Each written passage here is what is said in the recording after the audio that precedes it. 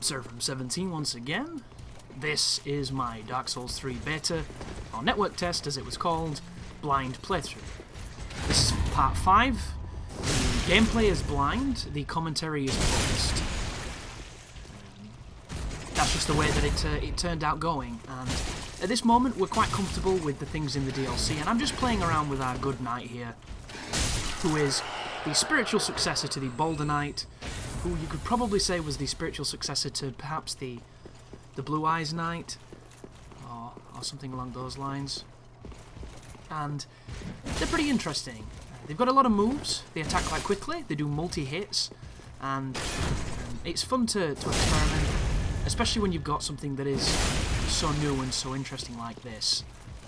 I'm intentionally staggering these uploads, guys, so that I've got a little bit of Dark Souls 3 to lead up to Dark Souls 3, because I know a lot of people are excited, and I didn't want to just blast your inbox with it because everybody else was doing that, so I thought that I'd eke it out slowly and hopefully build some hype. And if you're wondering how long this goes, the playthrough itself I think is about 7 parts long, so there's a couple more after this. And then there's going to be a dedicated PvP video which has all the clips that I didn't want to share individually, even though some of them are quite fun. But for the most, there's a lot of me getting stomped by triple gank squads. So that'll be interesting to take a look at as we take on the Red Eyes Knight here. We practice a little bit more of the roll backstabs and then the attempted chain backstab, which is definitely going to be something we're going to be able to do once we get more comfortable with it. And this guy's probably going to be one of the more trickier enemies to land it on, just because of the nature of him. The humanoid night creatures in these games are usually pretty tricky until you get your timing down, but it definitely exists because I've done it. So, I'm using the Zweihander. I don't have any more flasks, and have I mentioned that I'm not a big fan of the hood? Praise the sun. I'm never a fan of the hoods before I get the game and I play the game. Like, when I see the hood and then, you know, I've spent a couple dozen hours, it gradually grows on me, but at the beginning, I don't think I've liked any of the hoods. Don't like demons, don't like dark, don't like bloodborns, don't like this. And the longer I play them, the more I'm like, yeah, it's okay now. Like, I kind of like the bloodborne hood. I've come to appreciate it, but when I first look at them, it does absolutely nothing for me as like an aesthetic design perspective, and that's a bit of a shame. I think it looks a bit messy. Like, Dark Souls 1 looks so fucking bootleg, it's hilarious. Dark Souls 2, in its defense, is probably the cleanest, most pleasing looking. Oh wow, that guy just destroyed me. A nice quick slap of his awesome looking shield, and we're back on the high wall of Lothric. So those textures look a bit rough. So you can't go up there, but I'm almost certain some stubborn bastard's going to find a way to glitch jump it, because it seems like that kind of place. You'll notice I'm running around with the scimitar. There's my... is this when I discover my shortcut? Or have I already discovered it? This might be it, guys. I think this is it.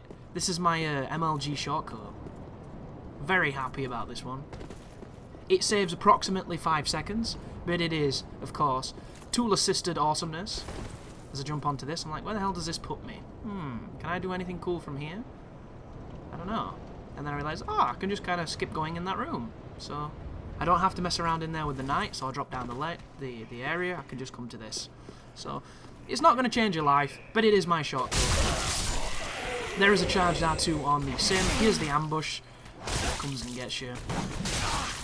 And somebody made a joke on one of the previous videos where I was talking about in the commentary that I don't generally like, you know, run headfirst into situations when I play this game.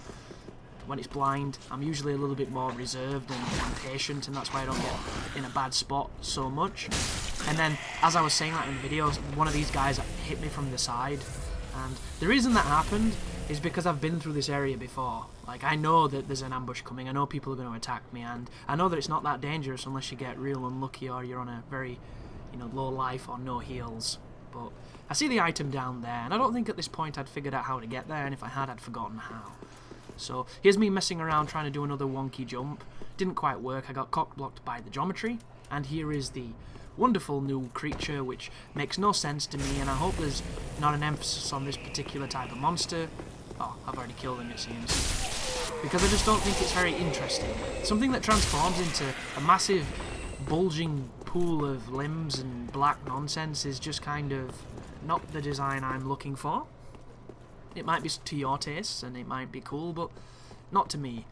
Like, I'm hoping that the darkness corrupting things in the game is going to have more to it than just, we turned everybody into dogshit monsters. Which I'd be very sad to see that. As I look back over here and come up against a thief. A thief. There he goes, and there's another one sat over here. Do a quick rolling R1 with this Vi. If you've used this weapon before, you know exactly what that move looks like. Just maybe a little quicker in this game, because this game moves, I would say, about 0.25 times faster than Dark Souls 1. It's like in between Dark Souls 1 and Bloodborne. It's not quite as quick as Bloodborne. There's a lot of recovery on the things that you do. Oh, by the way, that's the doorway that you use the key for, that you get in that mess hall full of dogs. So you can actually see the Frost Knight now. This is the person that people were calling a boss. This is not a boss, guys. This is just an incredibly dangerous enemy.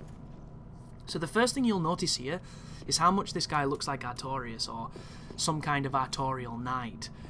He has a lot of the same moves that you can imagine Artorias would have, and it's just, if this is the equivalent of a Dark Knight in this game, a Black Knight, I don't know if I like it. This guy's a dick. You can't parry him because you can't riposte. You can get a parry, but you can't do anything afterwards, which seems completely stupid. I was unable to backstab him because he just did that. He boomer turned on me. And then he introduced me to the concept of reach and very fast attacks. This monster will multi-hit you, and it will cover grounds to punish you from healing. Never ever heal unless he's just done a move you know he has recovery from. Like that move there. That's a great opportunity to heal. And even then, you know, I was a bit slow on it and he punished me. And you'll notice that there's a strange bar filling up on my life, next to my life there. That is Frostbite. I don't know what it does. I've read somewhere online that it affects your stamina and it has other adverse effects, but it's just kind of strange. And just look at this. This is a very Bloodborne enemy for me, because it's an enemy that is designed to bait you into healing, to bait you into thinking you're safe and then fucking you up. And it's a tenet that game does very well. He has trouble moving between these rooms, and you can make him fall down the elevator pit if you remove the elevator from being there, as I do a jump attack and I get fucked. It's very tricky, this. This is actually probably tougher than the boss, this creature. Just because he's very hard to stagger, he's got a lot of life, it's a small environment, and he does moves that standard enemies just don't do. Like, this guy hits really hard, really fast, very sweeping, relentlessly, very dangerous stuff. Like, look at this. You know? I'm not used to this in Dark Souls, I'm used to this in Bloodborne, and you can definitely see the elements as I try and get away and get a cheeky heal. The bar is getting really full, and then he cleans me up. And I get frostbitten, there it was. So, very dangerous opponent, that guy, and he showed me that. But we're going to run back, we're going to try and get some revenge against him. The good news is this bonfire leads us directly to where we need to be, so that we can get back to him quite swiftly. There is a halberd man just there, and then over here is the door that we opened, which leads down. So unfortunately I have to press the lever, because Dark Souls never changes. And you can still hit through walls, which is something that some people... Whoa, that was weird, wasn't it? It's like he fell off of something.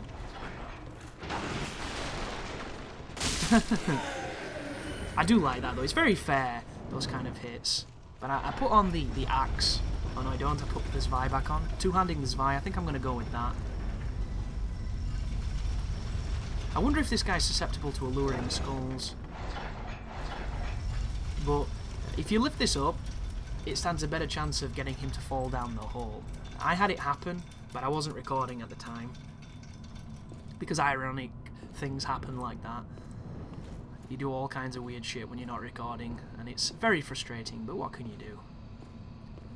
So there's a lot of dead bodies in this room, and there's a lot of kind of crazy flowers that have blossomed around them. I don't know if that's signifying anything. Once again, it's one of those holdalls probably from Bloodborne, as I pop a buff without really understanding how the buffs work in this game, because it's going to run out before I get a chance to use it. Here's the charge. That did a decent chunk of his life, but he's still pretty pissed. So here he comes. I run all the way back to the elevator. See if I can get him caught, see if I can get him to do something. Oh, that wasn't good. And I rolled past him, which is incredibly rare. You see what I mean? Look at that for a punish. This guy has full screen punishes. He is terrifying Street Fighter and he quickly kills me again. So GG to Mr. Blue Eyes crazy looking Knight of Gwyn, man. But I'm really curious as to if this is going to look like it looks like now in the main game, and how different it will be. Do you think this guy's going to be there, or is it going to be something different? Do you think the dragon's going to be there, or is it going to be something different? We don't know. Judging from my experience with Dark Souls 2's beta, they had a whole bunch of things that weren't there in the full game. You know, some of the demos that you play for games, very confusingly different. Especially the press ones. The press release ones are the most confusing. Can you believe that in the Dark Souls 1 E3 demo, there were red Boulder Knights, red Phantom Boulder Knights in the Berg? Is there anything more evil than that? I just don't think there is. In the one that they did for Dark Souls 2, of course, they had a mage in the Mirror Knight corridor. There was no mage there when you played the game. They replaced it with that crazy knight with the shield, the Cyan Knight guy. So it makes me wonder if any of this is going to be drastically different. And I'm a fan of it being different, just because you can say you had that different experience. Bloody hell, this guy's so tough. Kicking my ass. Just look at that. Like, you don't expect that at all. It's such a contrast. And don't get me wrong, there are enemies in Dark Souls that have jump attacks. There's quite a few actually, but it's generally as they're covering distance towards you, and then they do it. This guy just kind of does it from anywhere, and he lands near you. It's such a shift in tempo. And it really did remind me of Bloodborne. And I don't know if you remember when this was... Oh, you see that? That was pretty rough, wasn't it? So he gets a couple of good victories over me. He's like, what is he now, 4-0, 5-0, something? I'll give him them. He's earned them. At this point, I'm like, wow, this guy's tough. Really tough. I hope he drops something good. Which, I'm not going to spoil it for you. Because I backstabbed that guy. And then I do a quick R2, which misses. So there you go, spacing, guys. See that? The kick didn't interrupt his... Wow. That's interesting. I'm so glad the kick's back. I wish it was quicker, though. You know, I like having to have decent reflexes to respond to things. If the kick is fast, it means you have to be on the ball to dodge it. And it's a guard break that leads to a crit. So people who turtle in this game are going to get destroyed. Absolutely destroyed. People who think they can spam things like stamina are going to get destroyed as well. There are so many ways to punish bad play.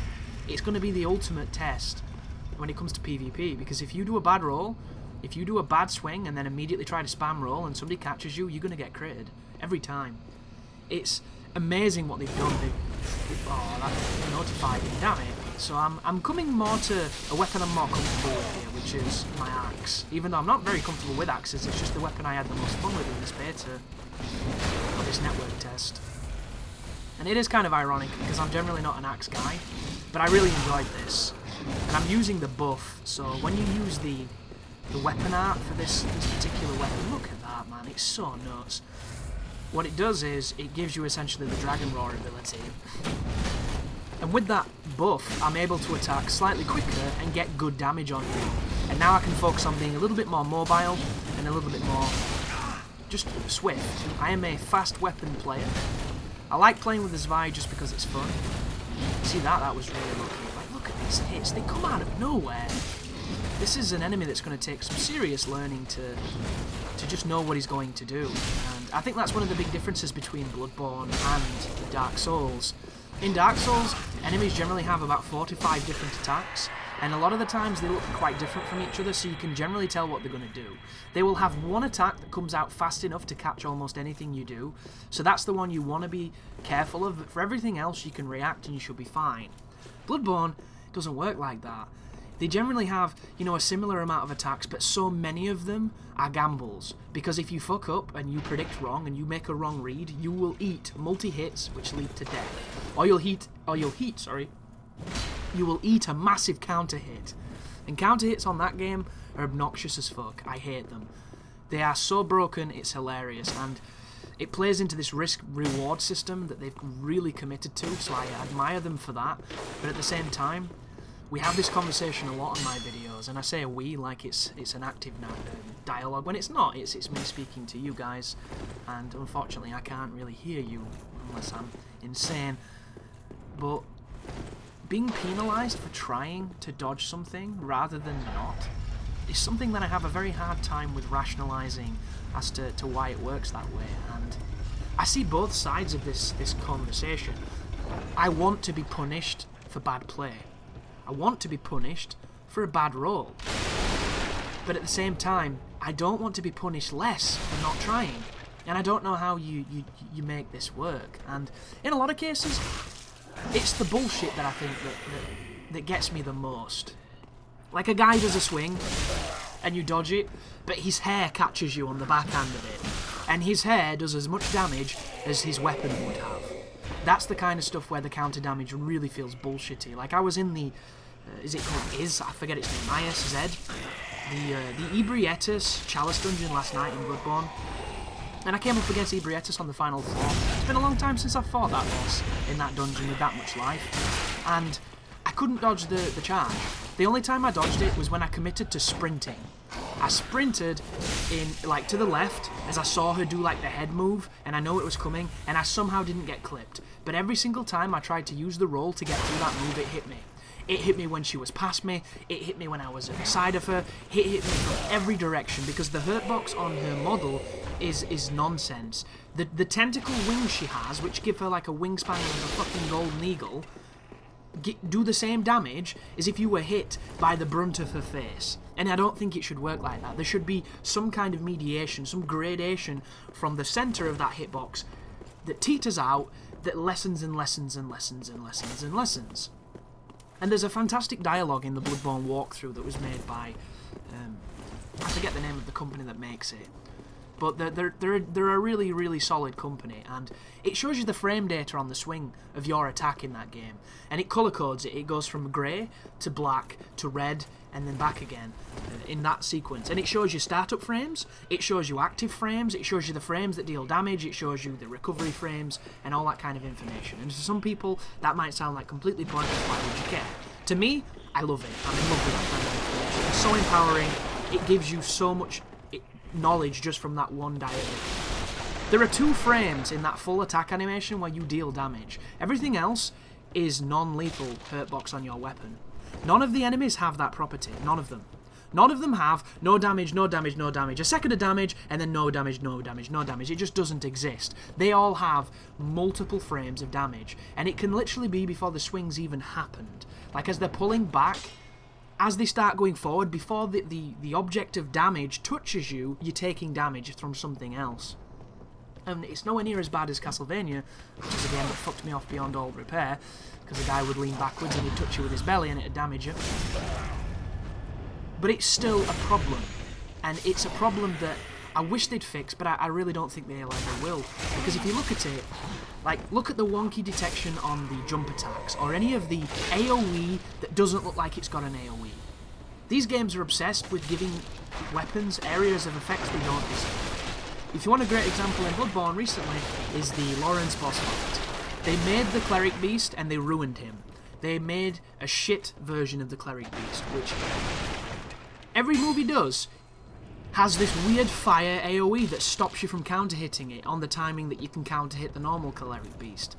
And one aspect of it, I'm like, well, that's cool, I like it, you know? It's different, I've got to learn a new pattern, I've got to learn how to win.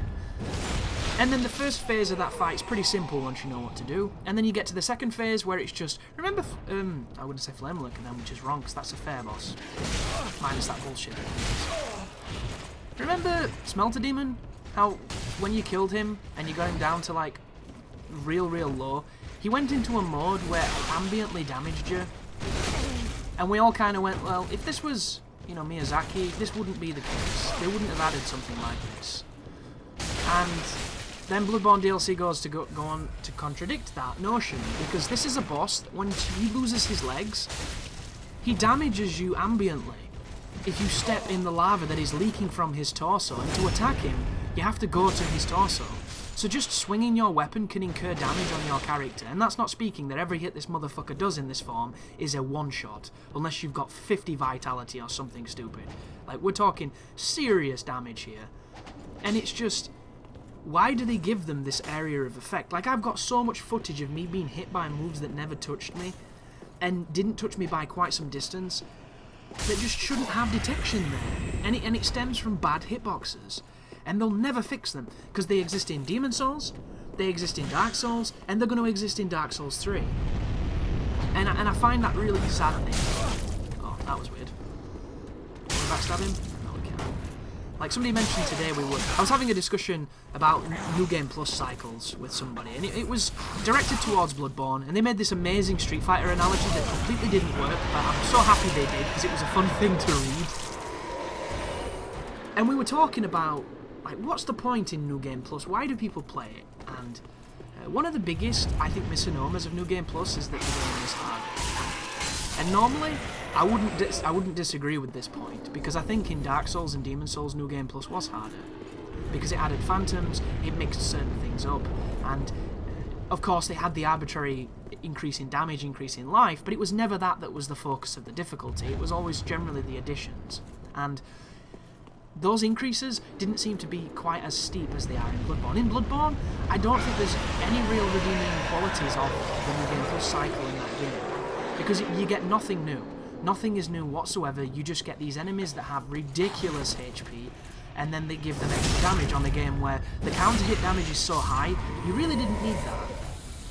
So all you do is you exacerbate this problem, which is some of the bosses on that game have way too much life. Look at Murgo the Wet Nurse. That thing has like fucking 19,000 HP.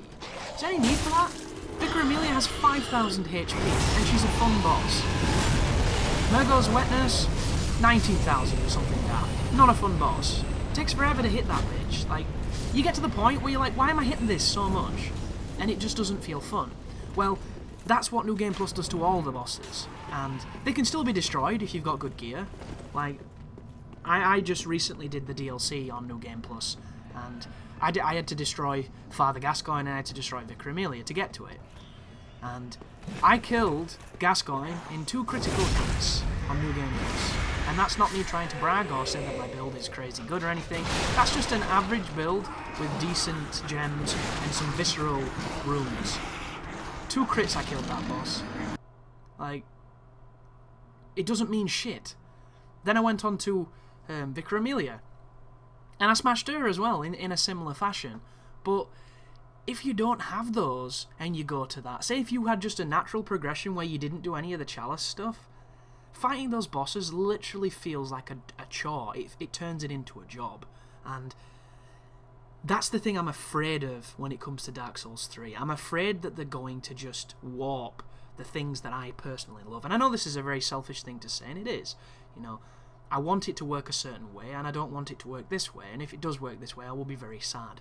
But is there anything this game can do, guys, to your game and the game you love that will make you love it less? Because I'm curious to see what people feel like with that. And I know a few things that I think people will say, but I'm curious to hear. So thank you for watching, folks, and you take care now.